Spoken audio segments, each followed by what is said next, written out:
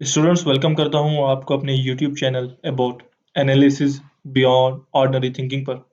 General science and ability की series continued है। So far we have completed 6 comprehensive lectures on general science and ability related to astronomy. So आज हम एक और comprehensive lecture के साथ आए हैं। It is related to solar and lunar eclipse. Before starting lecture I would recommend and request everyone कि आप इस चैनल को सब्सक्राइब करें और वीडियो को लाइक करें, शेयर करें अपने फ्रेंड्स के साथ, so that I get motivated to make such videos. हमने अपनी लाइफ में कभी ना कभी ये सुना होता है कि सूरज ग्रहण क्या होता है या चांद ग्रहण क्या होता है। इनको देखने से क्या होता है, इसके रिलेटेड मिथ्स भी बहुत ज़्यादा हैं। इसके रिलेटेड फैक्ट्स क्या हैं, ये होता क्या है, कैसे होता है, क्यों होता है, इसकी क्या इम्प्लीकेशंस होती हैं। ये सब आज हम आज की इस लेक्चर में देखेंगे। लेकिन हमें ये पता होना चाहिए कि इक्लिप्स क्या होते हैं। जब तक हमें ये समझ नहीं आएगा कि इक्लिप्स क्या होते हैं, हम ये कैसे समझेंगे कि सोलर इक्लिप्स क्या होता है या लूनर इक्लिप्स क्या होता है। तो हम देखते हैं इक्लिप्स क्या होता है। इक्लिप्स एक ऐसा एस्ट्रोनॉमिकल इवेंट होता है जिसमें एक सेलेस्टियल बॉडी दूसरे सेलेस्टियल बॉडी पर पड़ने वाली लाइट को ब्लॉक कर देता है, जिसकी वजह से शेडो क्रिएट होता है एक सेलेस्टियल बॉडी का दूसरी सेलेस्टियल बॉडी पर। ये सूरज के साथ भी होता है, चांद के साथ भी होता है और जमीन के साथ भी होता है हमारे केस के अंदर, हमारी गैलेक्सी के केस में अंदर। लेकिन मुकम्मल चांद या सूरज ग्रहण होने के लिए इन सबका स्पेसिफिक अलाइनमेंट में होना बहुत जरूरी है। पहले हम देख लेते हैं इसको, हम एक डायग्राम से समझने की कोशिश करते हैं कि एक लाइट सोर्स है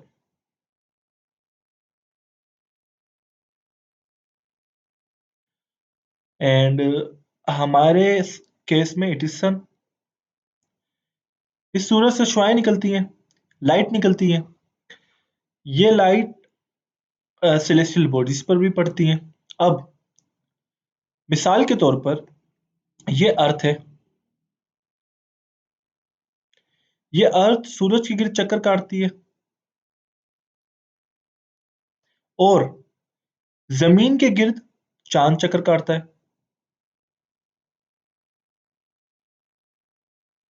कुछ इस तरीके से। ये मून है। अब अगर एक ऐसा फिनोमिना हो जाए कि जमीन सूरज और चांद के बीच में आ जाए या इसका उलट हो जाए, तो इस सूरत में इक्लिप्सिस बनते हैं, जिसको हम इक्लिप्स कहते हैं। लाइट ब्लॉक हो जाती है एक सेलेस्टियल बॉडी की दूसरी सेलेस्टियल बॉडी पर। ठीक है, तो सो फार वी हैव अंडरस्टूड कि इक्लिप्स क्या होते हैं। अब हम देखते हैं कि लूनर इक्लिप्सिस क्या होते हैं। उसको देखने से पहले हम फेजेस ऑफ मून को समझ लेते हैं। एक जो चांद होता है, ये एक जब न्यू बॉर्न होता है और फिर ये फुल हमें नजर आ रहा होता है। ये क्यों होता है, कैसे नजर आ रहा होता है, इसको जरा हम देखने की कोशिश करते हैं। ये हमारी अर्थ है, ठीक है। और अगर सूरज, जमीन और चांद आपस में अलाइंड हैं, तो सूरज की जो शुआएं हैं वो चांद के इस पार्ट पे पड़ेगी ऑब्वियसली। तो इसकी वजह से जो निचला पार्ट है इधर तो ब्लॉक हो जाएगी ना लाइट। ये हमें डार्क नजर आएगा क्योंकि हम तो जमीन के ऑब्जर्वर स्टेटस से देख रहे हैं, इधर से देख रहे हैं। हमें यहाँ पे डार्कनेस नजर आएगी, हमें कुछ भी नजर नहीं आएगा। तो इसका मतलब है न्यू मून है। न्यू मून मतलब हमें कुछ नजर नहीं आता या हार्डली कुछ नजर आ रहा होता है। फिर जब ये रोटेट करता करता जाता रहता है तो इस पे सूरज की शुआएं एक पर्टिकुलर एंगल पे पड़ रही होती हैं। जब ये बिल्कुल पीछे आ जाता है तो सूरज की शुआएं इसके ऊपर मुकम्मल तौर पे पड़ रही होती हैं। हमें मुकम्मल तौर पे ये नजर आ रहा होता है जो चांद है। और अब लूनर इक्लिप्स होने के लिए ये केस लाजमी है कि लूनर इक्लिप्स सिर्फ और सिर्फ फुल मून पर ही होगा। ठीक है, सो आई थिंक ये आपको फेजेस समझ आ गए हैं मून के। अब हम देख लेते हैं कि ये लूनर इक्लिप्स क्या होता है। Lunar eclipse occurs when the earth passes directly between the sun and the moon, causing earth's shadow to fall on the moon. This can only happen during a full moon, when the sun, earth and moon are perfectly or nearly aligned. ये कहना चाह रहा है कि जब full moon का face चल रहा हो, मतलब चांद जमीन के पीछे हो, दूसरे लफ्जों में, और ये एक बिल्कुल परफेक्टली अलाइंड सूरत में हो। एक चीज मैं आपको समझा दूं कि हर फुल मून डे के ऊपर लूनर इक्लिप्स नहीं होता है। इसके पीछे रीजन ये है कि ये सूरज है, ये जमीन है और ये उसका मून है। तो ये एक्सिस में रोटेट कर रहा होता है, कभी इस एक्सिस में होता है, कभी इस एक्सिस में घूम रहा होता है, कभी इस एक्सिस में घूम रहा होता है। तो ये तभी पॉसिबल है जब ये बिल्कुल आपस में अलाइंड हो, मतलब कुछ इस तरीके की कोई जो ना अलाइनमेंट मौजूद हो, इस तरीके की कोई अलाइनमेंट मौजूद हो, सॉरी, ये इधर आएगा, तभी जो लूनर इक्लिप्स होगा। ठीक है, तो इस फिगर में हम देख लेते हैं कि ये सूरज से ऑब्वियसली लाइट आ रही है। लाइट अर्थ के हाफ पर तो आ रही है, दूसरी तरफ ऑब्वियसली लाइट है। तो ये जो सेलेस्टियल बॉडी है अर्थ, इसने अपने नेचुरल सैटेलाइट या यानी कि लूना या मून, इसकी लाइट को ब्लॉक कर दिया है। ब्लॉक कर दिया है तो इसका मतलब है हमें या तो चांद नजर आना चाहिए तो डिम नजर आना चाहिए, या उसका कलर तब्दील होना चाहिए, या नहीं नजर आना चाहिए। तो इसको देखते हैं। जब जमीन सूरज और चांद के दरमियान आ जाती है तो दो तरीके के शेडो तख्लीक पाते हैं, बनते हैं। एक शेडो को हम कहते हैं एम्ब्रा, एक को हम कहते हैं पेनेम्ब्रा। जब अब मिसाल के तौर पे ये जो चांद है, ये हम इसको इस फेजेस बनाते हैं, इधर इधर इधर इधर इधर इधर इधर। ये अलग अलग लोकेशन के ऊपर मैंने मून की लोकेशन जाहिर की है। लूनर इक्लिप्स तभी होता है जब जो चांद है वो पेनेम्ब्रा या एम्ब्रा लोकेशन में मौजूद हो। जब वो पेन एम्ब्रा में होता है तब ज्यादा कोई खास फर्क नहीं पड़ता है चांद के ऊपर, इवन इसको ऑब्जर्व भी नहीं किया जा सकता है जब वो पेन एम्ब्रा में होता है। इस जगह पर होता है जब चांद, या इस जगह पर होता है चांद। इसमें ये होता है कि जो चांद होता है उसकी लाइट थोड़ी सी डिम हो जाती है, लेकिन मिसाल के तौर पर चांद आधा या मून आधा शेडो में है, एम्ब्रा में है, आधा पेनेम्ब्रा में है। इस सूरत में हम पार्शियल लूनर इक्लिप्स होगा, जिसमें से आधे चांद पर हमें ग्रहण लगा हुआ नजर आएगा, मतलब वो डार्क हमें नजर आएगा। तीसरा फेज नंबर वन पेनेम्ब्रा हो गया। नंबर टू, पेनेम्ब्रा और एम्ब्रा के बीच में अगर चांद हो तो हमें पार्शियल लूनर इक्लिप्स नजर आएगा। फुल लूनर इक्लिप्स कब नजर आएगा? जब जो चांद या मून है या नेचुरल सैटेलाइट हम इसको कह सकते हैं, ये बिल्कुल ही एम्ब्रा पोजीशन में मौजूद हो। जब ये एम्ब्रा पोजीशन में होता है तो हमें बिल्कुल ही रेड या ब्लड मून नजर आता है, इसको हम ब्लड मून भी कहते हैं।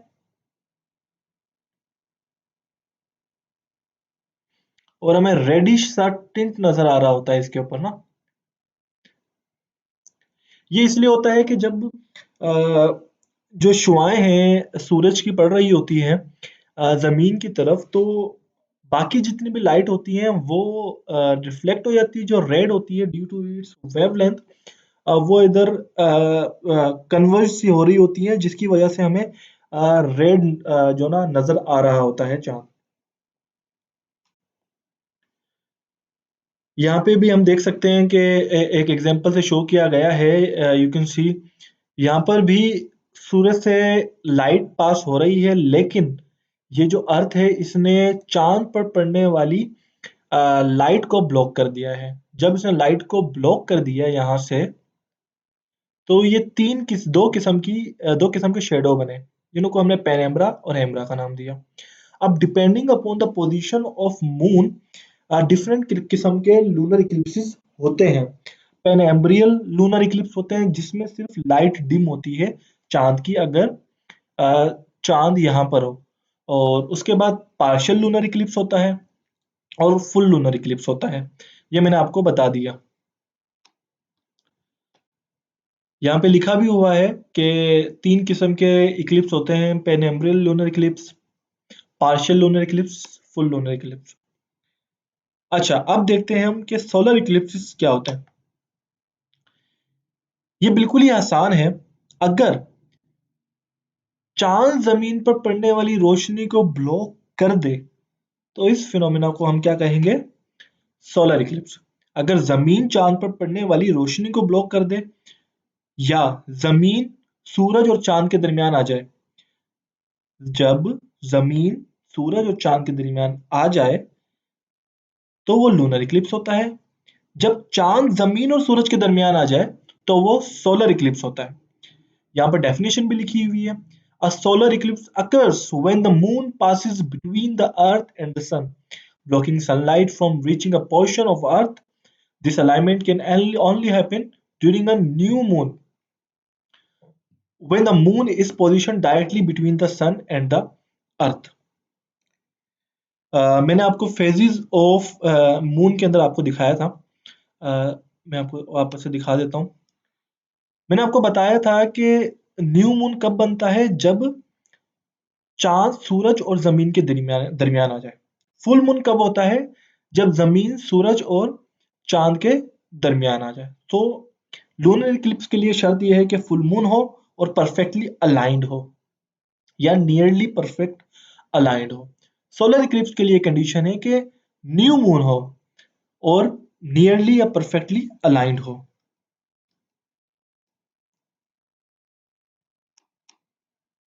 ठीक है। अब ये भी उसी तरीके से दो शेडो बनाता है, एम्ब्रा एंड पेनेम्ब्रा, और depending upon the position of earth with reference to moon and sun. इसके भी किस्में हैं सोलर इक्लिप्स के।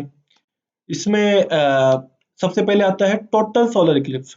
टोटल सोलर इक्लिप्स ये होता है कि जब जो चांद होता है वो सूरज को मुकम्मल तौर पर कवर कर रहा होता है। मैं एक एग्जांपल से आपको समझा देता हूँ। अच्छा, ये सूरज है, ठीक है। अगर चांद इसके बीच में आ गया, ये मून है और ये अर्थ है, तो इसकी वजह से भी दो दो किस्म के शेडो बनेंगे।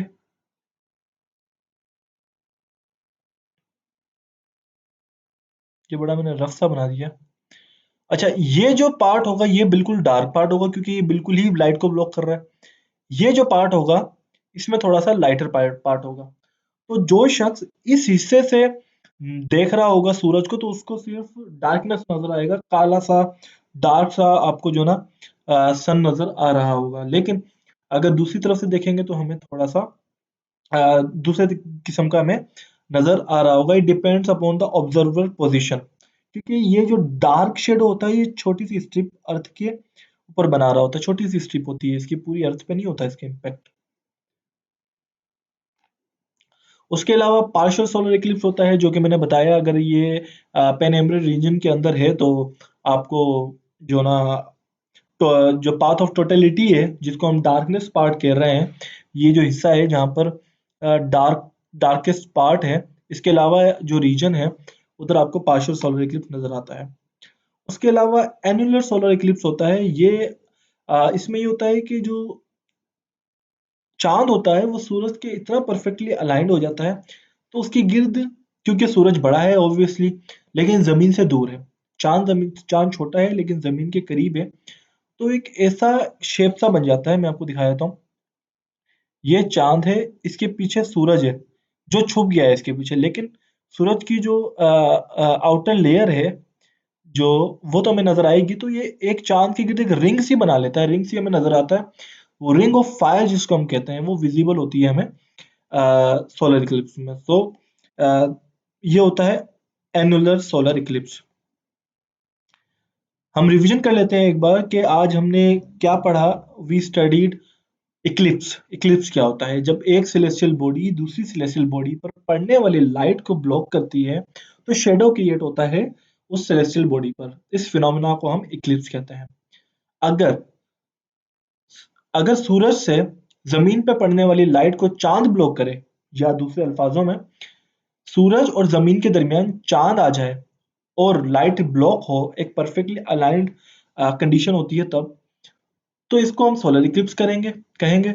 अगर जमीन सूरज और चांद के दरमियान आ जाए तो इसको हम लूनर इक्लिप्स कहेंगे।